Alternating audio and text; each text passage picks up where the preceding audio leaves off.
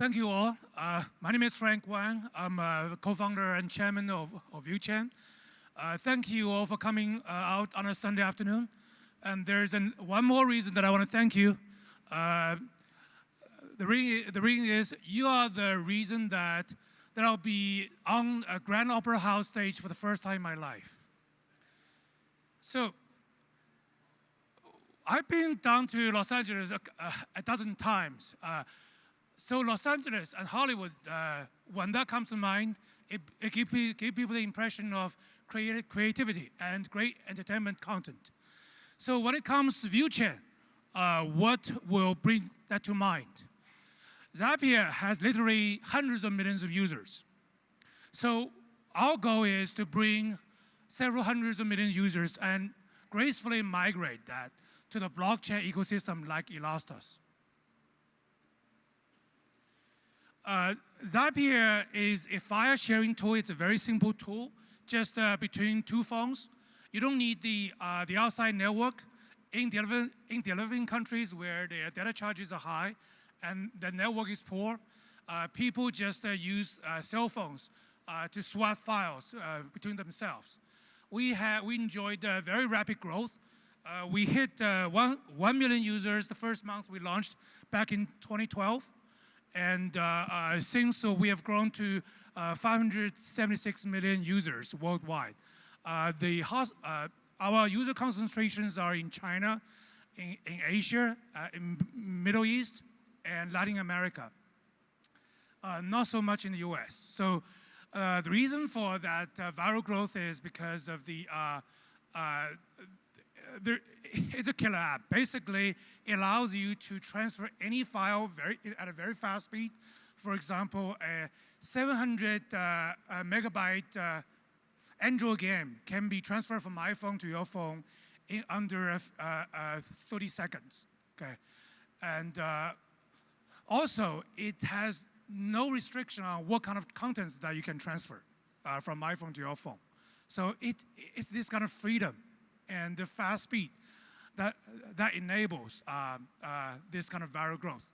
So the cardinal rule of for internet user growth is you have to have a killer app, and then you have to have a very growth hacking strategy behind it. That explains the rapid growth for Zapier. So Zapier is essentially a peer-to-peer file sharing tool, a very simple tool. I've been in the P2P space for a long time. My previous company was a peer-to-peer Wi-Fi routing company. I sold that to a NASDAQ public company called Aruba Networks, now part of HP. So I've been in the P2P space for more than 15 years. So as you can see, I'm biased. So I pretty much see everything through the P2P lens, okay? And from Zapier migrated from a simple tool to share files P2P to a content user community. So basically, throughout the 6 years that we are in existence, we actually have tons of user data. For example, in Zapier, I have 2,000 labels in terms of the content that I consumed. Okay. So we actually, we kind of try to segregate the users based on their interest, okay? So we migrate from a tool to a content community, okay? So we actually can enable content discovery and later on, content transaction. So what is ViewChain? ViewChain has 3 components, the Zapier's users, large user base, and blockchain, of course. But I want to emphasize the IPFS part. May I have a show of hands that the percentage of people that have known something about IPFS? Please raise your hand. Okay. So IPFS basically is a decentralized storage system that's done by a group of young Stanford engineers. Okay, they're like they're 15 years behind me at Stanford. We actually think that IPFS can be greatly extended. We think that IPFS need to go mobile and social. Okay. IPFS, the original version, mostly there are PC daemons. There's no mobile clients. We think that a mobile client is essential because mobile clients are the main consumers for the storage system. And also, mobile clients, they can be contributors of contents to the ecosystem. Also, the interesting thing about mobile client is behind every mobile phone, there's a real person. With real person, you come with social identity and social relationships. So if you add mobile client to a distributed storage system, you can add tons of user data, behavioral data for a user with real identity. Okay. We actually have accumulated 6 years of user data. We can pretty accurately recommend contents to users. So IPFS need to be extended to include mobile and social. That's a crucial point that I want to mention. So the Zapier takes care of the user base. IPFS, the mobile IPFS, that's Zapier version, that breaks through the storage limitation of mobile phones. So virtually the phone will have unlimited content choices with this choice, as we will see in the next slide. Of course, blockchain provides the trust piece.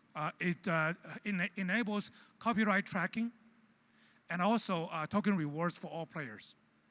So Zapier is kind of the 3-in-1. The ViewChain is 3-in-1. Since this is Hollywood, I think many people will be concerned about DRM, the copyright protection. Okay, so our view is the copyright protection is in its infancy, and with blockchain, it needs to be done at 3 levels. I think the hardware level is definitely needed. ARM ecosystem has this great hardware piece called Trust Zone. Basically, it's a tiny CPU inside the ARM CPU. It provides the hardware-enabled kind of the trust based for DRM. And basically, the Trust Zone is a separate CPU. It can run this tiny kernel, which is totally separate from the host OS and the host CPU. On top of the hardware, then we have the Lattice VM, which provides the OS level protection. And on top of that, we have the blockchain copyright tracking. So we may come back to that at the Q&A session. So the goal of ViewChain is we want to make every phone a content store. So to do that, we need all 3 pieces. We need the Zapier user base, we need the mobile IPFS, we need blockchain. So I do have a quick demo to show, but since the stage is now set up to do demo, you would have to trust me on the result, on the correctness of the demo. I can show the full demo off stage. Okay. So basically, what we are doing is with the mobile phone, you can add any local file on your phone to the IPFS. Also, you can browse through all the files visible to this iPhone, to this Android phone on the IPFS system. And then you can just ping it, you add it, whichever way you want, okay? And note that in the mobile IP system, the mobile IPFS client need to be bind to a certain PC because the phone does not provide enough storage to contribute to the IPFS storage system. But it actually is a very, like I said before, it's a very good consumer.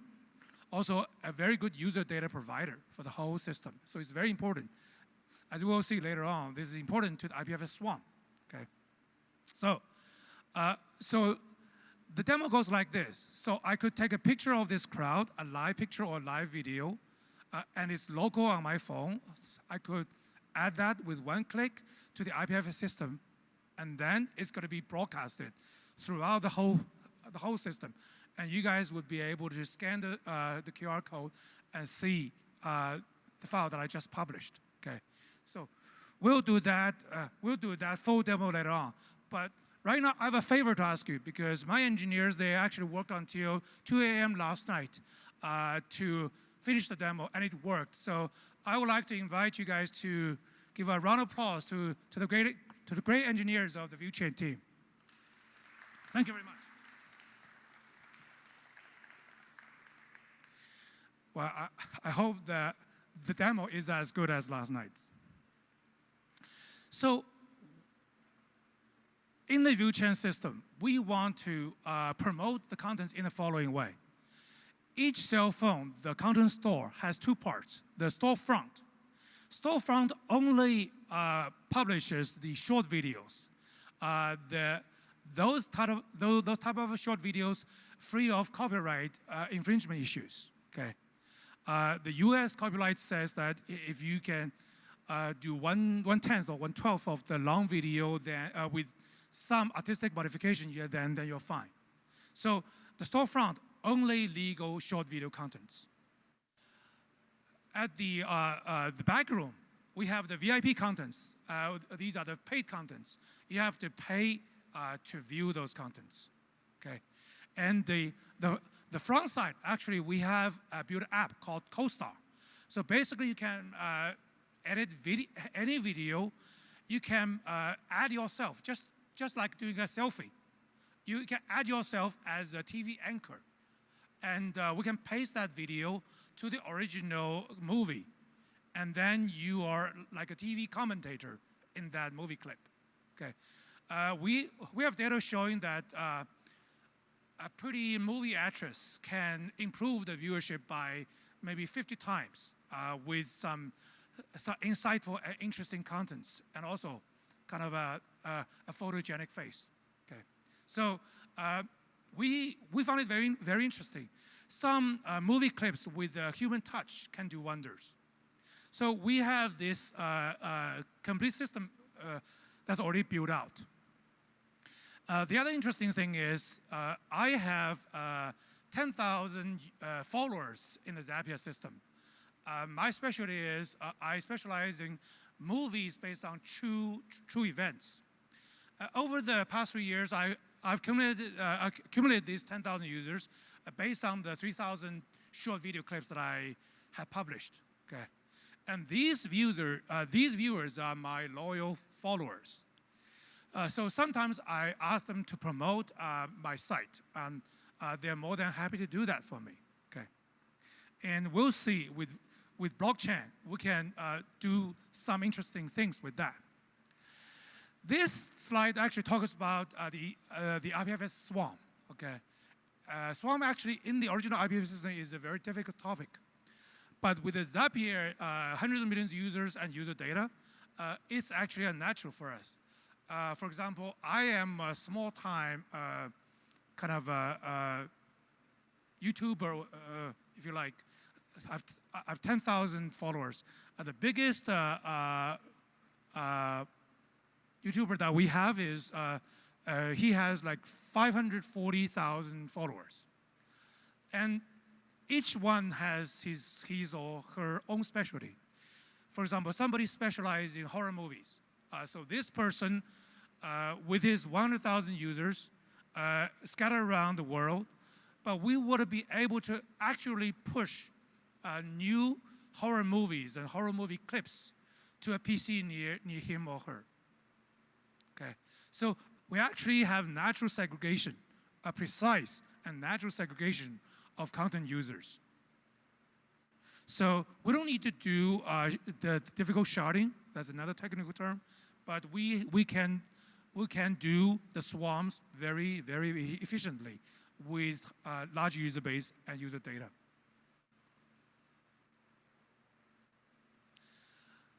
This is a high-level diagram showing that different stakeholders in the ecosystem.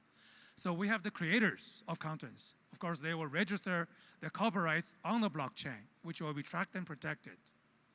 and the curators who merely collects the contents and promotes the contents.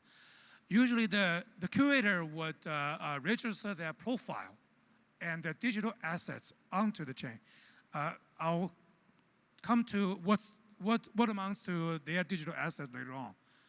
Basically, their followers are their digital assets. Okay, so the curators basically publish to the whole blockchain saying that I have this amount of contents, I have this amount of followers. Come visit me. Okay.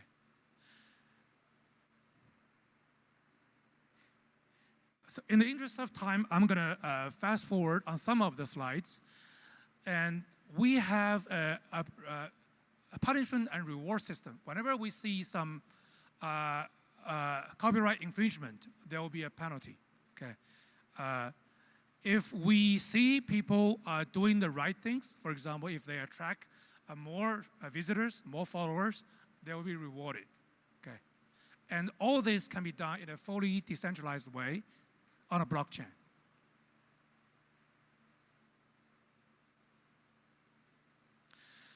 This shows the token flow. This leads to the token economics. So curators, the store owners, these are the central players in the whole system. And they would be the central spot to collect the tokens as their work. And also it's a central point to distribute the tokens. For example, the curators, if they attract a large number of users, with viewers' eyeball, they may attract some payment for the contents. Also, they may attract advertising revenue. So they do get paid in tokens. And once they get tokens, they need to pay a few guys. They need to pay the IPFS storage guys. Sometimes they need to pay their viewers. They need to incentivize their viewers and followers to promote their contents on their behalf. Okay. They of course need to pay the gas fee, the equivalent of gas fee to the ViewChain platform. This is a very interesting slide that I want to spend more time on. So basically, we have a very interesting ViewChain system. Each ViewChain store owned by the curators has three components: the storage piece, which is the mobile social IPFS piece. And then we have the bandwidth. Of course, this guy needs to have bandwidth, shared bandwidth. And this guy needs to have a lot of collected contents, legal contents in a storefront, and some paid contents in the store backroom. And how does mining work? The curator does the mining in the following way. Basically, he needs to put up some storage, and he needs to pledge that storage. Okay. So of course, if you want to do the content distribution business, you need to store a certain amount of contents. Okay. The storage piece could be your PC, it could be a NAS. This guy could be a small-time kind of CDN, what have you. So the storage piece the proof of storage is very well researched. Okay. It can be the storage contribution to the mining process can be very detailed examined. I'll spare you the details. The content caching piece, that's also fairly well documented. It can be done in a very well-researched fashion on a blockchain. So a content owner, the store owner, the curator, they have the three pieces: the storage, the content, and the bandwidth. He would be able to do mining in a fully decentralized way on a blockchain. And his contribution, if we calculate all these three different pieces, will be fairly complicated. But luckily, we can measure that in a fully decentralized way based on the results, okay? Based on the percentage of eyeball the user come to his site to view the contents. So this can be done, for example, for my 10,000 users, each one of my users viewing the content can be done in a fully distributed fashion between me and my viewer. Okay, we can accurately prove how much time he spent on my site and how many contents that he viewed. This is important because all the this view gold, the top token is called view gold. This is our utility token and stable token, and this is earned through this mining process, the 3-in-1 mining process that the content owner serve the users. Okay, so this is earned by the storage, by the content caching, and by the content selection piece, and measured by how many visitors and followers and how many interactions this content owner can have. Okay, the bottom piece called View Silver. View Silver basically is the token payout process. Okay, so suppose there are 2 curators like me. Each one has 10,000 followers.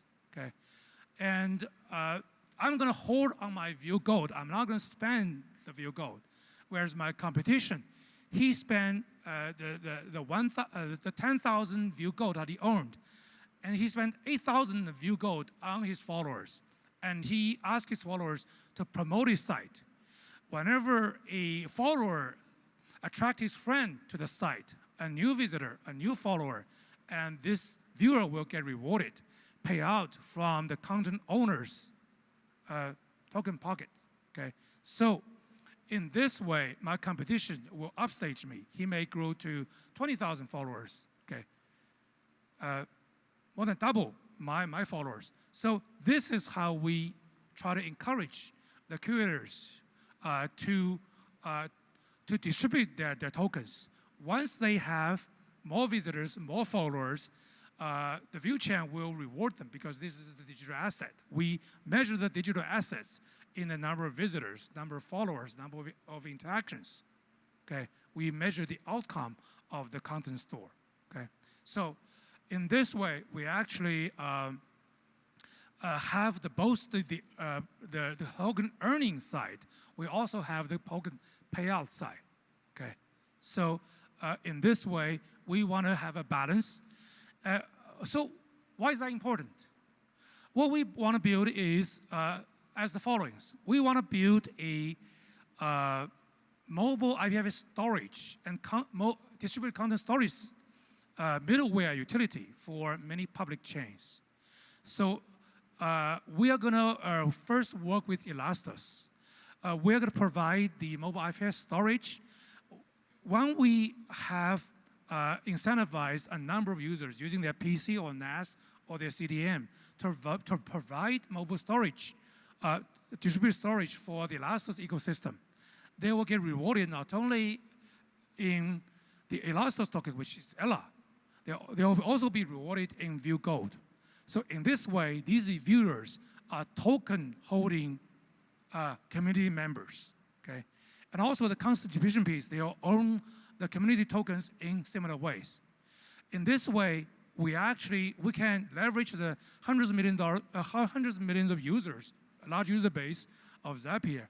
We want to convert them to token holding community members. And we can replicate this model with other blockchain ecosystem. So this way, we naturally and gracefully migrate the P2P tool users to token holders.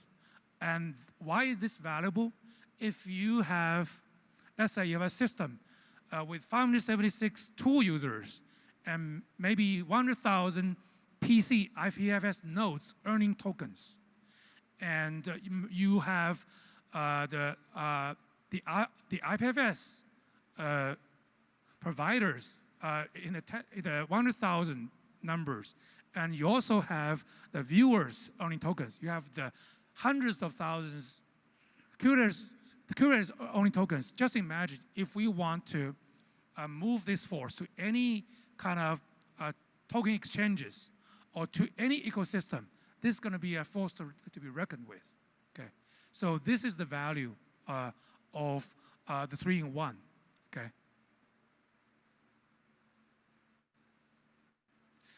To sum it up, we are going against the status quo, which is the centralized content distribution system. these are like the Hollywood, the big copyright owners, and in China it's Tencent Video and iQIYI. So in the centralized system, they do the content distribution, they do the promotion in a centralized way. Okay, for a movie, if the movie has $100 million in budget, probably I would guess 40 to 60 million starting will be spent in marketing expenditure in promoting the movie. We want to do it in a drastically different way. Okay, so as you can see, we can have a crowdsourcing kind of content promotion model. The fans of this movie can be curators. They can create short video contents on their own, and they get rewarded by creating these contents because they have certain eyeballs from the viewers. And they can, with the maybe 10,000 tokens they get, they can incentivize their followers to do the promotion for their site. So in this way, we have a multi-level marketing scheme to promote the contents. So we, with the tokens, we can have higher percentage of split of revenue to these stakeholders. And we not only promote the long videos, what we found is that people actually, well, at least this data is true in China. The young folks, 20-something people, they actually view 10 short videos versus viewing one long video. So that's the amount of short video that they're consuming. Okay, so we not only help distribute the long video, but we also create high quality UGCs because they're incentivized.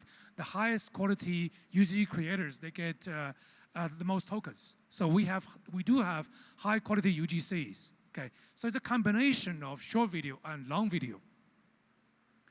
And the revenue model, you're familiar with the status quo, but we actually, we think we can create a new and incremental revenue source with this model.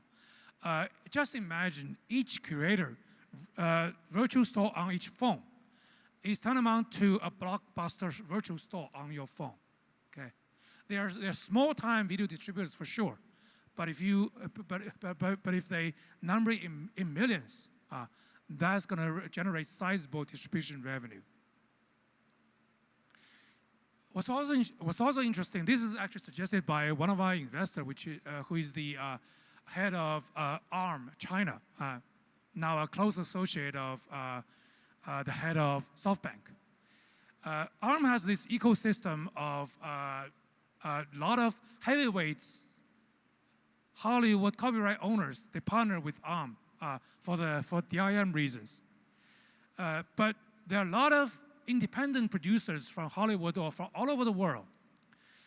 They have difficulty in attracting funding to get their projects underway. We talked to a number of independent producers. They're fairly interested they may have funding for producing maybe 3-minute segment of their content, but once they produce that initial segment, the clip, we could migrate the right audience to their site, and then they can do crowdsourcing funding for their content. And this way, we're not only providing the distribution channel for these independent producers, we also provide a viable crowdsourcing funding source for these independent producers. Our goal is we want to be what's SoundCloud for music. We want to be that. We want to be the SoundCloud for video distribution.